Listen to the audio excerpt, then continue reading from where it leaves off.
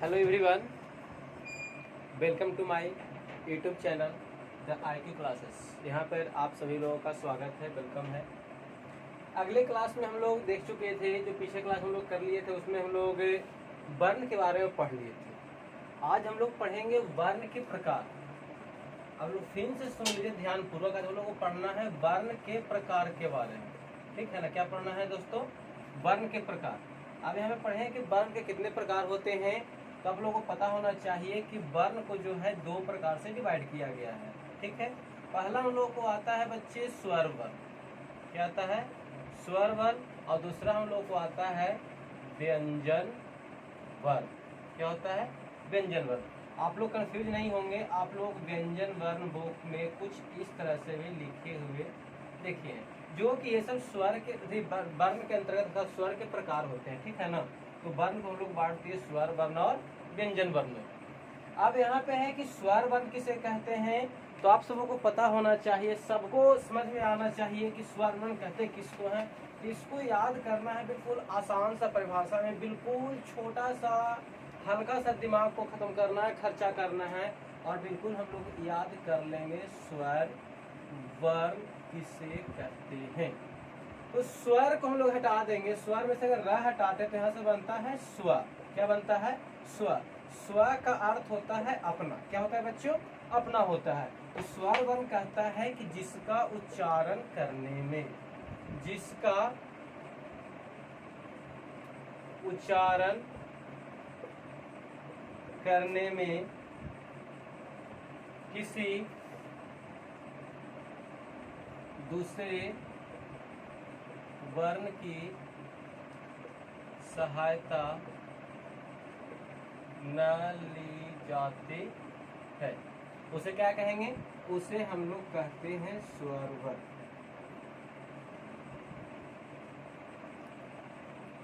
उसे कहते हैं स्वर वर्ण, ठीक है। अब परिभाषा तो देख लिए कि जिसका उच्चारण करने में किसी दूसरे वर्ण की सहायता न ली जाती है। अब समझिए कि स्वर, स्वर से बना लीजिए हम लोग, जैसे एग्जाम्पल एक समझे तो एक यहाँ पे है पिता, ठीक है ना, और दूसरा है उनका बेटा, मतलब कि बोले तो पुत्र। क्या है बाबू? पुत्र है, ठीक है। तो स्वर को हम लोग पहचान करेंगे पिता से, तो स्वर बराबर पिता और व्यंजन बराबर पुत्र। क्या होते हैं बच्चे? व्यंजन बराबर पुत्र। अब यहाँ पे एग्जाम्पल इस तरह से देखें कि पिता अगर कोई भी काम करेंगे, किसी भी डिसीजन को फॉलो करेंगे, तो उन्हें बेटा से पूछने की अनुमति नहीं है, वो उनसे पूछ नहीं सकते हैं, ठीक है। लेकिन जब पुत्र कोई काम करेगा, पुत्र को कोई डिसीजन फॉलो करना होगा, तब उन्हें एक बार अपने पिताजी से आज्ञा लेना बहुत जरूरी है। तो कहना ये चाह रहे हैं आप लोगों को कि स्वर जो है अपने आप में परिपूर्ण है, ठीक है ना। उसे किसी भी चीजों से सहायता लेने की जरूरत नहीं है, वह अपने आप में सब काम कर सकते हैं। इसलिए स्व मतलब अपना होता है, तो जो काम खुद करे उसे स्वर वर्ण कहते हैं। और व्यंजन वर्ण की परिभाषा अगर देखा जाए तो उसे कहते हैं, उसको हम आगे बताते हैं। थोड़ा सा एग्जाम्पल इसको देख लीजिए कि स्वर व्यंजन है क्या। एग्जाम्पल, तो एग्जाम्पल हम लोग देखेंगे तो आप लोग पढ़े होंगे मात्रा, ठीक है ना। क्या पढ़े हैं बच्चे? मात्रा। मात्रा कहने का मतलब आप लोग वर्ण पढ़ चुके हैं। तो वर्ण कहाँ से कहाँ तक? तो आ से लेकर के हम लोग अन आह तक पढ़े हैं, ठीक है ना। तो हम लोग अन और आह को छोड़ देंगे, इस चीज को छोड़ देंगे, ठीक है, क्योंकि यहाँ पे हम लोग का जो है व्यंजन का रूप देखने को प्राप्त होता है। यहाँ पे हम लोग व्यंजन देखते हैं, लेकिन अगर आ से लेकर के औ तक देखते हैं तो हमारे स्वर है। कितने हैं? स्वर है। तो स्वर की स्वर, ठीक है ना। तो स्वर की हम लोग परिभाषा देखें तो आ से लेकर के औ तक जो बच्चे हैं वैसे लोग स्वर बोलते हैं। क्या कहते हैं? स्वर। तो स्वर की संख्या हमारे पास होती है 11। कितना होता है बच्चों?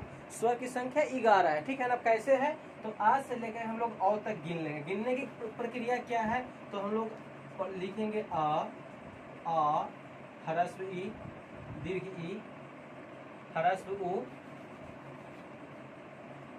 दीर्घ उ, री, ए, ऐ, ओ और ओ। ध्यान देंगे। आपको स्वर 11 गिनाया गया है। अ, आ, ह्रस्व ई, दीर्घी, ह्रस्व उ, दीर्घ री, ए ओ और औ। इस तरह से देखा जाए तो स्वर की संख्या हम लोगों के पास में बच्चे 11 है। कितने हैं? 11। याद रखना है 11, 1 बाई 1 11, ठीक है ना। अब हम लोग कुल स्वर पूछेगा, कहीं कहीं एग्जाम में कंफ्यूजन करने के लिए पूछ देता है कि कुल स्वर कितने हैं, ठीक है। तो कंफ्यूजन नहीं होना है, स्वर 11 याद करना है, कुल स्वर 13। कितना याद करना है? 13। अब है कि कुल स्वर में 13, दो कहाँ से आ गया हम लोग को, दो कहाँ से बढ़ गया। तो इसमें क्या करना है कि आप ऊपर में जो देख रहे हैं अन और आ, ठीक है ना, एक ए और एक ई, तो एक एक मिला के 2 हो रहा है, तो 11 और प्लस 2, ठीक है ना। तो इसको देखा जाए बच्चों तो हम लोग के पास में 13 हो रहा है। कितने हो रहे हैं? तो कुल स्वर की संख्या 13, ठीक है। स्वर की संख्या 11, कुल स्वर की संख्या 13 कंप्लीट हो जाना चाहिए। इसके बाद अगर आप लोगों को बताया जाए, आप लोग याद किए होंगे कि स्वर के बाद हम लोग याद किए होंगे मात्रा। क्या याद किए होंगे? मात्रा। अब मात्रा कितना है? तो मात्रा की संख्या 10 होती है। हाँ, तो देखेंगे स्टूडेंट्स, आप लोगों को फिर से रिवाइज करा दिया जा रहा है कि स्वर वर्ण कहते किसको? तो स्वर वर्ण वैसे वर्ण को कहते हैं जिसका उच्चारण करने में किसी दूसरे वर्ण की सहायता या किसी विघ्न बाधा या किसी अवरोध के बिना उसका उच्चारण होता है, ठीक है ना। उसको हम लोग उच्चारण कर पाते हैं, उसे हम लोग स्वर वर्ण कहते हैं। याद हो गया होगा? फिर से सुन लेंगे एक बार। स्वर वर्ण वैसे वर्ण को कहते हैं जिसका उच्चारण करने में किसी दूसरे वर्ण की सहायता या किसी बिना किसी विघ्न बाधा के, बिना किसी अवरोधक मतलब रुकावट, ठीक है ना, कोई भी कठिनाई का सामना नहीं करना पड़े और वह काम तुरंत अर्थात उसका उच्चारण तुरंत हो जाता है, तब उसे हम लोग स्वर वर्ण कहेंगे। क्या कहेंगे? उसे स्वर वर्ण कहेंगे, ठीक है। आगे चलते हैं, कोई दिक्कत नहीं। अब हम लोग यहाँ के बाद पढ़ेंगे हम लोग स्वर वर्ण के बाद पढ़ेंगे स्वर वर्ण के प्रकार, ठीक है ना। क्या पढ़ेंगे? स्वर वर्ण के प्रकार। अब स्वर वर्ण के प्रकार में क्या है, तो पहले हम लोग स्वर को देख लिए। स्वर आप लोगों को गिना दिया है कि स्वर की संख्या 11 होती है। कहाँ से कहाँ तक? अ, ह्रस्व ई, दीर्घ ई, ह्रस्व उ, दीर्घ उ, री, ए ओ और औ। ये हमारे स्वर वर्ण है। अगर पूछेगा आपसे कि कुल स्वर कितने हैं, तो कुल स्वर की संख्या 13 होते हैं। कितने होते हैं? 13। अब उसमें दो क्या जुटेगा बाबू? तो हम लोग का जुट जाएगा अन और अ। क्या जुट जाएगा? अन और अ। इतना देख लिए। अब इसके बाद हम लोग देखेंगे मात्रा, ठीक है ना, कि मात्रा किसको कहते हैं। आप लोग सब पढ़ चुके हैं, बस सबको अलग अलग पढ़ने के बाद सबको अलग अलग नामाकरण किया गया है, ठीक है ना, सबको अलग अलग नाम दिया गया है। तो पहले हम लोग बोर्ड पे देख लेंगे कि मात्रा, ठीक है। तो मात्रा शुरू कहाँ से होता है? तब लोग पढ़े होंगे किस इस तरह से, बचपन में पढ़े होंगे NC या 1 क्लास में। आकार की मात्रा, आकार बोलते हैं, इसे हर्षीकार बोलते हैं, इसे दीर्घिकार बोलते हैं, इसे ह्रस्वकार बोलते हैं, इसे दीर्घकार बोलते हैं, इसे एककार, ऐकार, ओकार, औकार, अनुस्वार और ये होता है विसर्ग, ठीक है ना। इसे हम लोग बोलते हैं मात्रा। अगर इस तरह से समझ में नहीं आ रहा तो आप लोग कुछ थोड़ा सा मॉडिफाई इस तरह से कर लेंगे कि पढ़े होंगे आ, क्या पढ़े होंगे? आ, ठीक है ना। आ के बाद क्या पढ़े होंगे? ह्रस्व ई। क्या पढ़े होंगे? ह्रस्व ई। तो ह्रस्व ई कैसे लिखते हैं? तो लोग देखे होंगे कि लिखल देखेंगे इस तरह से। उसके बाद क्या होता है? दीर्घ ई। उसके बाद ह्रस्व उ, दीर्घ उ। उसके बाद क्या है? क्या हम लोग देखेंगे? ए। क्या देखेंगे? ए। तो ए को हम लोग लिखे हुए देखें इस तरह से होता है ऐ। तो ऐ की मात्रा ऊपर में डबल। क्या होता है? ऊपर में डबल। तो एक ए वाला एक ए वाला मिलेगा तो डबल बना देगा, ऐ हो गया। उसके बाद क्या हो जाएगा? ओ। तो ओ देखेंगे इस तरह से है। ओ के बाद क्या हम लोगों को? तो औ आता है। क्या आता है? औ। उसके बाद क्या है? अनुस्वार। इसे बोलते हैं अनुस्वार। और इसे जो है इसे बोलते हैं विसर्ग। क्या बोलते हैं बच्चे? विसर्ग बोलते हैं। अगर इसकी संख्या की बात किया जाए, इसकी संख्या कितने हैं, इसके नंबर कितने हैं, तो इसकी संख्या 10 होती है। कितने होते हैं? 10। फिर से ध्यान देंगे, स्वर की संख्या 11, कुल स्वर की संख्या 13 और मात्रा की संख्या 10। 10 कैसे होते हैं? 10 क्यों होते हैं? क्योंकि हम लोग अभी यहाँ पे हम लोग आ से नहीं शुरू किए हैं, क्योंकि आ की कोई मात्रा नहीं होती है, इसका कोई भी मात्रा बच्चा नहीं होता है, ठीक है ना। इसीलिए मात्रा की संख्या 10 होती है। फिर से ध्यान देंगे, आकार, हर्षिकार, दीर्घिकार, ह्रस्वकार, दीर्घकार, एकार, ऐकार, ओकार औकार अनुस्वार और विसर्ग गिन लेते हैं। पर 2 4 6 8 और 2, ठीक है ना। इसमें कोई दिक्कत है किसी को? नहीं ना। अब आगे देखते हैं हम लोग, देखेंगे स्वर वर्ण के प्रकार। क्या देखेंगे बच्चे? स्वर वर्ण के प्रकार। अगर किसी बच्चे को समझ में नहीं आया तो प्लीज कृपया करके मेरे कमेंट में मैसेज को टेक्स्ट करें, जहाँ पे दिक्कत हो उसे फिर से समझाया जाएगा और बताया जा रहा है। आप लोग मुझे एक बार में नहीं समझा, 2 बार देखिए, 3 बार देखिए, ठीक है ना।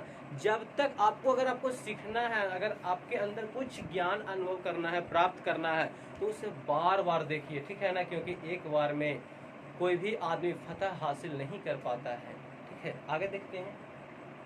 आप देखेंगे स्वर वर्ण के प्रकार क्या होते हैं। तो स्वर वर्ण के 3 प्रकार होते हैं। पहला होता है ह्रस्व स्वर, दूसरा होता है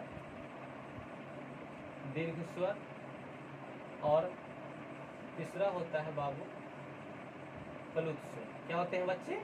प्लुत स्वर। अब इसमें देखेंगे कि ह्रस्व स्वर, अब इसको डिवाइड कहाँ से किया गया, ध्यान देंगे।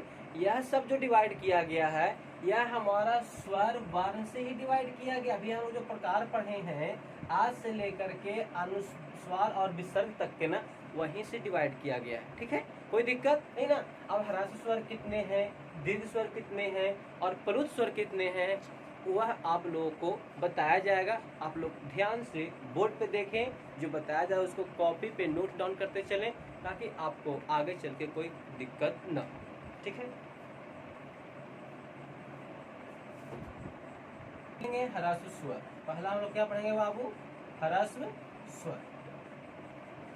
ह्रस्व स्वर की संख्या कितने होते हैं? इसकी संख्या होती है हम लोगों को। हाँ, तो यहाँ पे देखा जाए, आप लोगों को बताया जा रहा था स्वर के प्रकार, ठीक है ना। स्वर में स्वर वर्ण के प्रकार हम लोग पढ़ेंगे कि स्वर वर्ण के 3 प्रकार होते हैं, ह्रस्व स्वर, दीर्घ स्वर और प्लुत स्वर।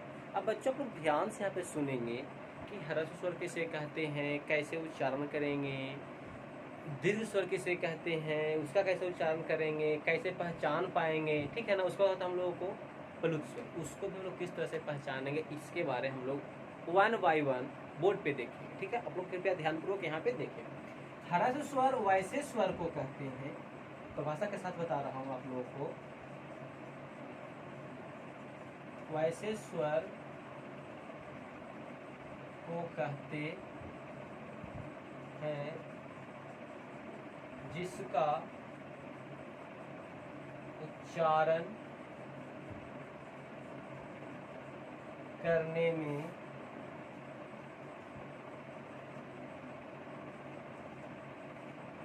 निम्नतम समय का प्रयोग होता है। निम्नतम कहने का मतलब कि सबसे कम समय, शॉर्ट में याद करेंगे आप लोग इसको कि सबसे कम समय, मतलब कि अगर घड़ी के हिसाब से देखा जाए तो सबसे बड़ा घंटा हो गया, उसके बाद मिनट हो गया, उसके बाद हो गया सेकंड। मतलब कि 1 सेकंड का जहाँ पे समय आप लोगों को लग रहा उच्चारण करने में, उसे हम लोग बोलेंगे ह्रस्व स्वर। कोई दिक्कत? ह्रस्व स्वर क्या बोलेंगे उसे? जिसका उच्चारण करने में सबसे कम अर्थात 1 सेकंड का समय लगता है, उसे हम लोग ह्रस्व स्वर कहेंगे, ठीक है। अब इसका एग्जाम्पल कैसे देखेंगे? एग्जाम्पल कहने का मतलब कि ह्रस्व, जैसे ह्रस्व में क्या होगा, तो आ हो जाएगा, ठीक है ना। ह्रस्व ई हो जाएगा, उसके बाद क्या हो जाएगा हम लोगों को? दीर्घ ई। ह्रस्व ऊ हो जाएगा, क्या हो जाएगा? आ हो जाएगा, ह्रस्व ई हो जाएगा, ह्रस्व ऊ हो जाएगा, और उसके बाद हम लोग को देखा जाए तो हम लोग हो जाएगा री। क्या हो जाएगा बाबू? री हो जाएगा। ये इस वर्ण से जितने भी वर्ड बनेंगे, जितने भी शब्द बनेंगे, वो हम लोगों को क्या होगा, तो वह हम लोगों का होगा ह्रस्व स्वर के प्रकार में, ठीक है ना। ह्रस्व स्वर से बनने वाले वर्ड यहाँ से शुरू होंगे, जो भी शब्द बनेंगे बाबू यहाँ से शुरू होंगे, ठीक है। अब इसके बाद हम लोगों को आता है दीर्घ स्वर। क्या आता है? दीर्घ स्वर। तो दीर्घ स्वर कुछ भी नहीं है, ह्रस्व स्वर का दुगना स्वर, ठीक है ना। यहाँ पर वो ध्यान देंगे, ह्रस्व स्वर सीख लिए, अब हम लोग सीखेंगे दीर्घ स्वर किसे कहते हैं। तो दूसरा देखेंगे हम लोग दीर्घ स्वर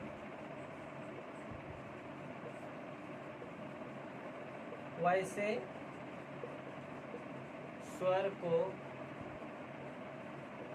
कहते हैं जिसका उच्चारण करने में ह्रस्व स्वर का दुगना समय लगता है। ह्रस्व स्वर का दुगना समय मतलब कि 1 सेकंड का समय अगर ह्रस्व में यूज हो रहा था तो यहाँ पे 2 सेकंड का समय लगेगा, उससे बिल्कुल दुगना, 2 टाइम्स, ठीक है ना। जब दुगना समय लगेगा, दुगना समय उच्चारण करने में समय प्रयोग होगा, खत्म होगा, तब उसे हम लोग कहेंगे क्या, उसे कहेंगे दीर्घ स्वर, ठीक है। अब इसका एग्जांपल कैसे शुरू होगा, तो इसमें यहाँ पर क्या होगा, तो आ, ठीक है ना। कहाँ से बनेगा वर्ड, आ से बनेगा।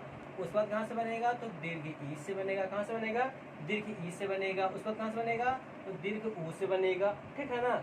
फिर आप लोगों को ए से बनेगा, ए से बनेगा, आई से बनेगा, ओ से बनेगा, औ से बनेगा। ध्यान देंगे कि दीर्घ स्वर से बनने वाले जो वर्ड होंगे, जो शब्द बनेंगे बाबू, वह बनेंगे यहाँ से। तो कहाँ से, आ से, दीर्घ ई से, दीर्घ ऊ से, ए से, ऐ से, ओ से और औ से। यहाँ जो शुरू होंगे वो हमारे दीर्घ, अर्थात इसका उच्चारण करने में हमें ह्रस्व स्वर की दुगना समय लगता है।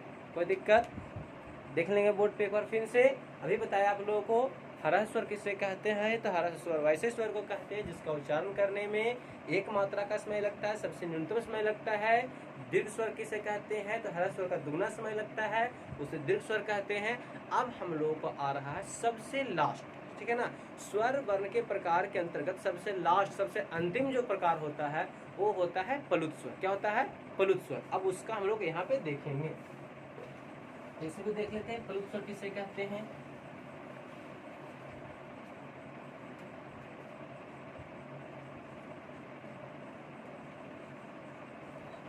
प्लुत स्वर। तो प्लुत स्वर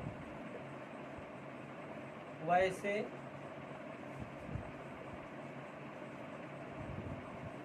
स्वर को कहते हैं जिसका उच्चारण करने में सबसे अधिक समय लगता है। समझ लीजिए फिर से, प्लुत स्वर वैसे स्वर को कहते हैं जिसका उच्चारण करने में सबसे अधिक समय लगता है। अब समझिए कि 1 सेकंड का समय तो ह्रस्व स्वर, 2 सेकंड का समय तो दीर्घ स्वर, और अगर 2 से अधिक हो रहा है तो 3 से जितना अधिक जा सकता है उससे हम लोग बोलेंगे प्लुत स्वर। क्या बोलेंगे बच्चे, उससे बोलेंगे प्लुत स्वर, ठीक है ना। अब इसका एग्जाम्पल कैसे है, तो एग्जाम्पल जैसे हम लोग बोलेंगे अन, क्या बोलेंगे, अन, ठीक है ना। तो हम लोग अनुस्वार से भी पढ़ते हैं। उस बाद विसर्ग, क्या होता है, विसर्ग, क्योंकि इसमें उच्चारण का हम लोग के व्यंजन की मात्रा होता है, तो व्यंजन जब भी उच्चारण करेंगे तो वह अधिक से अधिक समय लेता है यूज करने में, ठीक है ना। आगे देखते हैं, तो यहाँ पे क्या होता है कि आप लोग कुछ देखे हुए एग्जाम्पल लिखे हुए बुक में, ओम, क्या लिखे देखे हुए, ओम, ठीक है ना। तो इसका जब उच्चारण करते हैं तो यह जो है, यह एग्जाम्पल जो है हम लोगों को प्लुत स्वर के अंतर्गत आता है। किसके अंतर्गत आता है, प्लुत स्वर के अंतर्गत। अगर ये भी आपको ध्यान में नहीं, तो आप लोग जो हैं गाना किताब देखे होंगे, लिखे हुए गाना लिखे हुए किताब पढ़े होंगे, देशभक्ति हो, ठीक है ना। तो उसमें क्या हो कि आप लोग कहीं कहीं देखे होंगे डॉट, इस तरह से कुछ डॉट लगा हुआ रहता है और आगे जाकर के 3 लगा हुआ रहता है, लिखा हुआ रहता है, ठीक है ना। तो जब किसी भी मात्रा में आपको 3 दिखाई दे दे तो वहां पे समझिएगा, बिल्कुल ध्यान रखिएगा कि जहाँ पे 3 दिखाई दे रहा है वहां पे न तो ह्रस्व स्वर होगा न दीर्घ स्वर होगा, सीधा का सीधा वह प्लुत स्वर कहलाएगा। क्या कहलाएगा बच्चों, यह कहलाएगा प्लुत स्वर। तो आज हम लोग को यहाँ पे स्वर वर्ण के प्रकार खत्म हो गया है। यहाँ पे हम लोग फिर से याद कर लेंगे, स्वर किसे कहते हैं, तो स्वर वैसे वर्ण को, स्वर किसे कहते हैं, तो स्वर वर्ण वैसे वर्ण को कहते हैं जिसका उच्चारण करने में हमें किसी दूसरे वर्ण की सहायता या बिना अवरोधक या किसी विघ्न बाधा का उच्चारण हो जाता है, उसे स्वर वर्ण कहते हैं। स्वर वर्ण के हम लोग को प्रकार बता दिया गया, ठीक है ना, ह्रस्व स्वर, दीर्घ स्वर और प्लुत स्वर, ह्रस्व स्वर बताया गया कि ह्रस्व स्वर का उच्चारण करने में एक मात्रा का समय लगता है, ठीक है। वहाँ शुरू कहाँ से होगा, तो वहाँ शुरू होगा आ से, ह्रस्व ई से, ह्रस्व ओ से, री से, ठीक है ना। दीर्घ स्वर की बात किया जाए तो दीर्घ स्वर कहाँ से शुरू होगा बाबू, तो आप लोग का शुरू होगा आ से, ठीक है ना। वह कहाँ से, दीर्घ ई से, दीर्घ ओ से, ठीक है, ए आई ओ री, ठीक है ना। यहाँ से हम लोग को दीर्घ स्वर शुरू होगा। अब आते हैं प्लुत स्वर। तो प्लुत स्वर अभी अभी आप लोगों को बोर्ड पे दिखाया गया, आप लोग यहाँ से हिंट देख सकते हैं कि वैसे स्वर को कहते हैं जिसका उच्चारण करने में सबसे अधिक समय लगता है, उसे प्लुत स्वर कहते हैं। अनुस्वार और विसर्ग, और अगर ये भी नहीं समझ में आ रहा तो आप लोग यहाँ पे ध्यान देंगे, ठीक है ना। इस तरह से लिखे हुए देख रहे हैं तो हम लोग का प्लुत स्वर का एकदम डेफिनेटली एग्जाम्पल होता है। और ये भी अगर थोड़ा सा कठिनाई का सामना करना पड़ रहा तो आप लोग यहाँ पे देखेंगे, आप लोग गाना का देशभक्ति किताब पढ़े होंगे, गाना के लिए याद किए होंगे आप लोग, ठीक है ना। हम लोग भी याद करते थे, आप लोग भी याद किए होंगे, कहीं नेट पे सर्च किए होंगे गाना, तो वहाँ आप लोग कहीं कहीं डॉट के साथ में लास्ट में 3 लिखे हुए देखे होंगे, तो वह जो है आप लोग सुने कि यहाँ पे हम लोगों को प्लुत स्वर का प्रयोग किया गया है। Thank you. आप लोग इसे कंटिन्यूटी बना करके रखें, पढ़ें और अच्छे मन से इसे याद करें। आप लोगों को